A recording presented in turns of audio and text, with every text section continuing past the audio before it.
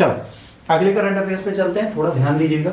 नई टेक्नोलॉजीज, नई आइडियोलॉजी के साथ एक और चीज़ है कि आज महिलाएं जो हमारे देश की हैं उनका फर्टिलिटी लेवल डिक्लाइन क्यों हो रहा है। आज अधिकांश महिला समय पर क्यों गर्भवती नहीं हो पाती, उनके गर्भ में ऐसी क्या समस्या आ रही है। कई स्टेट है जहाँ पर गर्भ की स्थिति बहुत चिंताजनक है, ठीक है, जैसे गोवा, केरला, कर्नाटक, तमिलनाडु, तेलंगाना, सिक्किम, दिल्ली, हिमाचल प्रदेश। ठीक, अब ये बहुत बड़ी प्रॉब्लम है। Union territory, Lakshadweep, Daman Diu, Andaman Nicobar. अब प्रॉब्लम क्या है, महिलाएं गर्भवती नहीं हो। ये तो फर्टिलिटी रेट जो इंडिया में डिक्लाइन हो रहा है, उसका रीजन क्या है। ऐसी क्या समस्या आ गई कि जहां पर जनसंख्या पे जनसंख्या बढ़ रही थी, आज जनसंख्या घट रही है। ठीक, अब यहाँ पर कोई दोष या द्वेष की बात नहीं है, यहाँ पर खान पान, ठीक है, और काफ़ी चीज़ें हैं जो जुड़ेंगी। पहला, global burden of disease, injury and risk factor studies ने बताया वैश्विक जनसंख्या विश्लेषण में भारत से दुनिया भर में प्रजनन स्तर में गिरावट आई। रिपोर्ट बताती है भारत में कुल प्रजनन दर 1950 के दशक में 6.8 थी, जो आज गिरकर कितनी हो गई है, 1.9। मतलब एक महिला पहले 7 बच्चे पैदा करती थी, अब 2 भी नहीं कर पाती। ठीक, 2.8 के प्रतिस्थापन स्तर से भी नीचे। भाई 2.1 में तो 2 बच्चे हम दो, हमारे दो तो चाहिए थे, वो भी हम नहीं कर रहे। अनुमानों के अनुसार 21वीं सदी तक ये घटकर 1.04 हो जाएगी। कहो कि एक बच्चा हो जाए, बहुत बड़ी बात हुई था। एक बच्चा होगा तो वो पूरे मिठाई की दुकान बेच गई। तो ये समस्या क्यों आएंगी, इसके बारे में बात की इन्होंने। का रीजन क्या है, पहला रीजन क्या है, increasing female literacy and workforce participation. महिलाएं क्या करती है, उच्च शिक्षा प्राप्त करती है, महिला सशक्तिकरण की ओर है। अब एक महिला IAS बन जाए, ट्रेनिंग में हो, उसका पति क्या बेबी प्रेग्नेंट होगी, गिराफ मारेगी, कहेगी अभी तो मैं DM बन के मैं झेलूंगी DM पद के, अब तुम प्रेग्नेंट कर दो, नहीं चलेगा। चलो कोई बात, एक IPS है, वर्दी पहनी है, पहली बार बेल्ट पहनी, तुमको तुम बाहर आ जाए, गिरा के मारेगी तुम। ठीक, हाई एजुकेशन में लड़की है, मम्मी भी आई 18 साल, बेटा is a very good age, no माँ। बेटा 23 साल is a very good age, no माँ। बेटा 28 साल is very good age, no माँ। 34 साल में अब कह रही मम्मा आप शादी करो। फिर सबने कहा कि भैया शादी के लिए लड़का कहाँ से मिलेगा, योग्य वर ढूंढा गया। 34 साल को मिला योग्य वर 42 या 44 साल का, जिसका खुद का ठिकाना नहीं, वो कंसीव कहाँ से करा दे आपको। अब चैलेंज आ गए, महिला पे चैलेंज, पुरुष पे चैलेंज। फर्टिलिटी इनका भी डाउन हो गया, मेल की भी फर्टिलिटी। और कहीं वो सिगरेट पीता हो, दारू पीता हो, गांजा पीता हो, अफीम पीता हो, भांग पीता हो, तो 25 साल में फुसफुस हो चुका था वो, और 42 में शादी कर रहा है बेचारा। आया डिवीजन। कायदे से एक महिला को शादी कर लेनी चाहिए हर हाल में 25 से 28 साल की। एक आइडियल एज जो कंसीविंग की अच्छी है वो 25 से 28। इसमें हाई फर्टिलिटी नहीं होती, बट बैलेंस कंसीविंग करना आसान है। बट अगर आप 18 साल में शादी करा दो एक महिला की, कंसीविंग बहुत तेज होगी उसकी।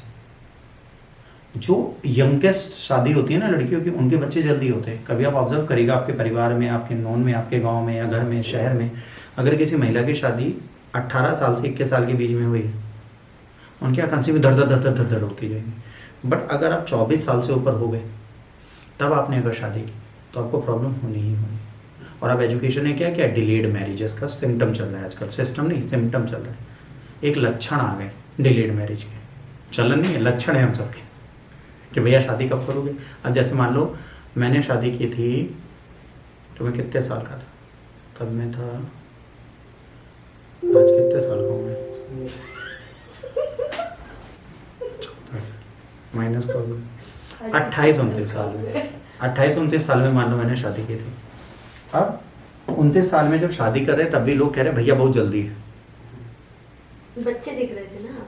अब 29 साल में भी अगर हम जल्दी हैं तो क्या इस एज में आके करते हैं, है ना। पहले पता नहीं था कि मैं दाढ़ी बना के अच्छा ग्रूम लगूंगा, वो तो बाद में दिखा कि हम बच्चा लग रहे हैं। ठीक, आप चलिए समझ। पहली प्रॉब्लम। दूसरी, चेंजिंग सोशिएटल एटीट्यूड। अब सोसाइटल एटीट्यूड कब बदलता है, अब देर से विवाह करना या विवाह ना करना। जैसे हमारे सोसाइटी में एक अंकल हैं, अंकल नहीं भैया हैं, अरोड़ा भैया, उन्होंने शादी नहीं की, उन्होंने मैं शादी नहीं करूँगा। उनकी बहन ने भी शादी नहीं की, मतलब उनकी बड़ी दीदी भी सरकारी नौकरी में, उन्होंने शादी नहीं की, अरोड़ा भैया ने भी शादी नहीं की, भाई बहन रहने घर। ठीक, आंटी अंकल की डेथ अभी रिसेंट हुई बट उन्होंने शादी नहीं की, वगैरह मैं शादी करूँगा ही नहीं। अब ऐसे जिद्दी लोग भी हैं जो शादी नहीं करना चाहते। फिर जब 48-39 साल के होते तब याद आता है काश शादी कर ली होती। फिर सुयोग्य वधू ढूंढी जाती, फिर वो मिलती नहीं। और अगर मिल जाती है तो कंसीव नहीं करते। हमारे देश के इतिहास में एक बहुत अच्छी चीज़ है, मैंने देखा है अभी बीच में 65 साल की महिलाएं गर्भवती हुई, न्यूज़ में आया अभी परसों अभी, है ना। तो अब ये न्यूज़ आ रही है, मतलब एक 65 साल की महिला फर्टिलिटी रख सकती है। बड़ा जी, 28 से 32 साल की महिलाओं की कंसीविंग नहीं हो रही, रीज़न समझिए, पढ़ाई का प्रेशर, चैलेंजेस अपने करियर के, कई सारे पाथेस के चैलेंजेस। सबसे बड़ा नुकसान पता है क्या होता है, हम मेंटल स्ट्रेस में रहते हैं, और जब तक हमारे पास मेंटल स्ट्रेस है हमारे साथ प्रॉब्लम्स रहेंगी, मेल हो या फीमेल। मेल में मेंटल स्ट्रेस क्या करता है, उसके स्पर्म काउंट को डाउन करता है, ठीक। फीमेल में क्या करता है, उनकी फर्टिलिटी को डाउन करता है, और दूसरा डिलेड मेंस्ट्रुएशनल साइकिल देती है। तो ये दोनों कहीं ना कहीं कंडीशन खराब होती हैं। ये हम समझते नहीं, हम डिलेड मैरिज करने के लिए तैयार हैं। लोग कहते हैं भाई देर तक शादी नहीं हो, कोई समाज है। इसके बाद कई यंग इंडिविजुअल है जो फॉरेन चले गए पढ़ाई के, ठीक है, वो बाहर ही रह रहे हैं। अब जाहिर सी बात है वहीं बढ़ जाते हैं और वहीं पे रह रहे हैं, वहीं पे शादी कर ली, कोई अंग्रेज मिल गई, कोई अंग्रेजन मिल गई, निपटा लिया, शादी हो गई। अब बच्चे आधे गोरे हो रहे हैं, आधे काले हो रहे हैं, कन्फ्यूजन है, एक ब्राउन स्किन है, वाइट स्किन। अब लड़की नॉट माई ब्रदर, मैं अरे I am your brother, you are not, you are black, I am white. Confusion है, ये कन्फ्यूजन है। अब वो हमारे यहाँ भी आ रहा है। फिर शहरीकरण और आधुनिक आकांक्षा। भैया जब से हम शहर में आए हैं, एक समस्या हमारे जीवन में क्या है, हमारे जीवन की पहली समस्या ये है कि उस समस्या का कोई निदान ही नहीं है। पहली समस्या क्या है, पहली समस्या हमारे शहर की है कि आर्थिक रूप से सशक्त होना है। अगर पड़ोस वाले शर्मा जी के यहाँ कार है तो भले ही आपके कपड़े बिक जाएं, आप अंडरवियर में गाड़ी में घूमो, पर कार बिक चाहिए, समझिए। फिर अगर उनके यहाँ टीवी है तो हमारे यहाँ भी होनी चाहिए, अगर पड़ोस का इंटरनेट है तो हमारे यहाँ भी होना चाहिए। जो हमने अपनी आर्थिक विषमताओं को सही नहीं किया, परिवार की आर्थिक कंडीशन बहुत खराब है भाई। एक बच्चे को एक अच्छे स्कूल में पढ़ाने का खर्चा महीने का 15,000, और कहीं आपके 3 बच्चे हैं तो 45,000, इतना तो कमाते भी नहीं होंगे। तो क्या करोगे, कैंसल, रिजेक्शन, या सरकारी विद्यालय जिंदाबाद। दो ही ऑप्शन है, या तो आप सरकारी विद्यालय डालो, अगर प्राइवेट में डाल लें तो आप अपने बच्चों का खर्चा उतना ही बियर कर पाओगे जितनी आपकी कैपेबिलिटीज है। आज शहर में पढ़ाना महंगा है, सस्ता नहीं है। Education in city is quite expensive, बहुत एक्सपेंसिव है।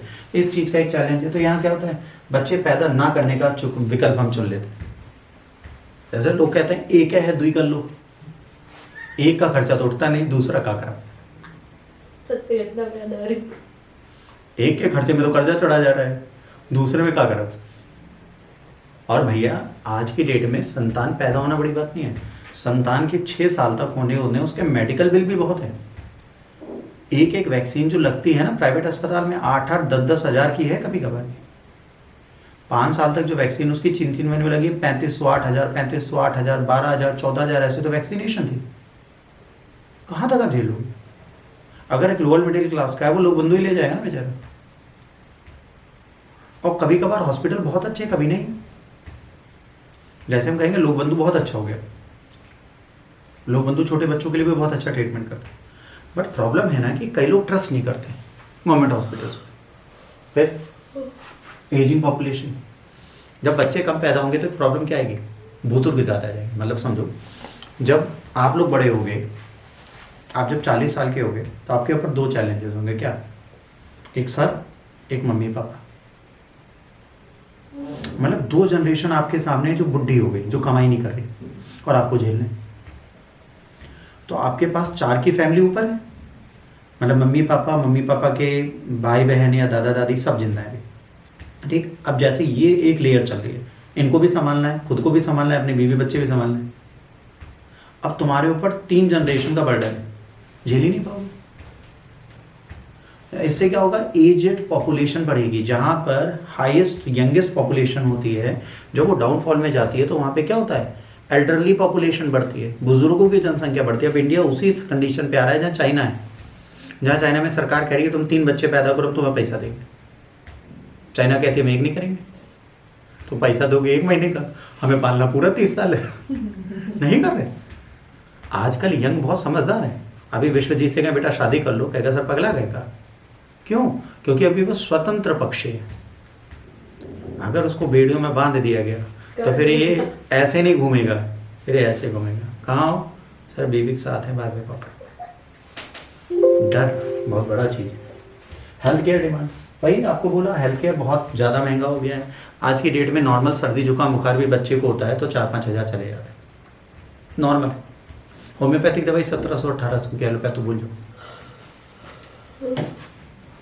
दक्षिण राज्य में केरल है ना, जनसांख्यिकीय परिवर्तन में शेष भारत की तुलना में पहले ही आ गया था। वृद्धि जनसंख्या तेजी से बढ़ रही है, युवा जनसंख्या के आगे निकल गई है, ठीक है, जो वृद्ध हैं वहां पर बढ़ गए। सिकुड़ता कार्य में आज युवाओं के पास नहीं है ना, लोकल मार्केट में काम है ही नहीं, तो अपने शहर से बाहर चले जाते। स्वास्थ्य देखभाल बहुत महंगी है, ये बहुत बड़ा हमारे लिए प्रॉब्लम है।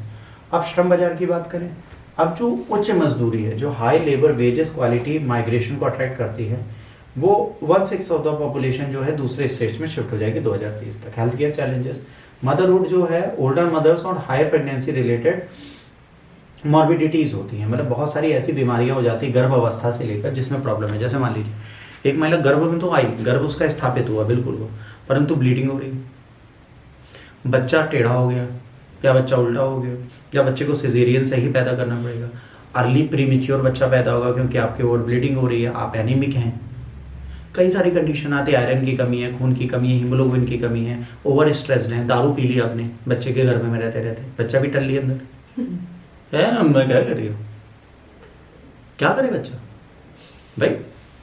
एमआई कॉर्ड तो लगी है ना, दारू का थोड़ा तो अर्क जाएगा ना, और सबसे पहले दारू ही पहुंचेगी बॉडी पे, वो भी लात मारना चालू करे, मम्मा को गोल गोल घूम रहे, समस्या होगी नहीं होगी। दारू पीना सिगरेट पीना क्यों बंद कर दिया जाता है, इसीलिए कि बच्चे को नशे की आदत ना लगे। मजाक है, सीरियसली मत लेना। चलो, अब countries like south Korea showcase the challenges of reversing fertility declines. अब दक्षिण कोरिया जैसे प्रजनन दर में गिरावट को रोकना चुनौती भरा काम है।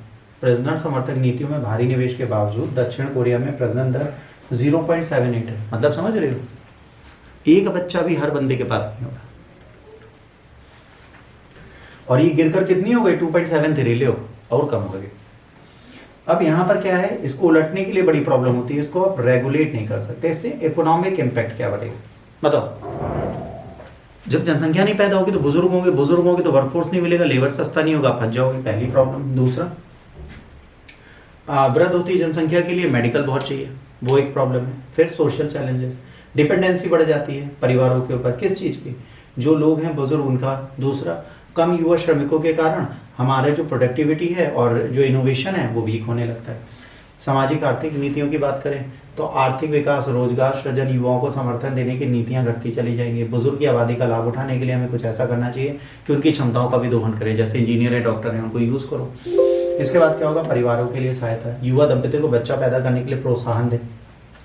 एक युवा से क्या, अगर तुम 10 बच्चे पैदा करोगे तुमको पैसा देंगे, ठीक, तो प्रोत्साहन दीजिए, युवाओं को 2-2 लाख रुपए दीजिए पर संतान पे।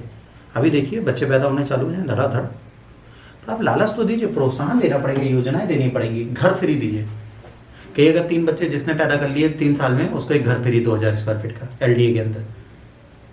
आप आवंटन करते करते थक जाओगे, इतने बच्चे होंगे, आप 3 बोल रहे 30 पैदा हो जाएंगे, 4 शादियां लोग करके बैठे।